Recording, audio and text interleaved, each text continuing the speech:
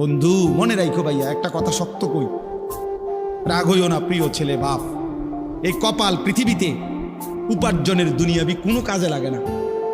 এই হাত পাও এগুলা মানুষের অঙ্গ প্রত্যঙ্গ কাজে লাগে বিভিন্ন উপার্জনের কামে। এই কপাল এটা দুনিয়াবি কোনো কামে লাগে না। দেখ কোনো কাজের জন্য ওটা দিয়ে কোনো উপার্জনের কোনো কামে, দুনিয়ার কামাইয়ের কোনো কাজে এই কপালের এটুকু জায়গা ব্যবহার হয় না, এটা লাগে না আর কি। তাই এটা আল্লাহ তাআলা কেন বানাইছেন?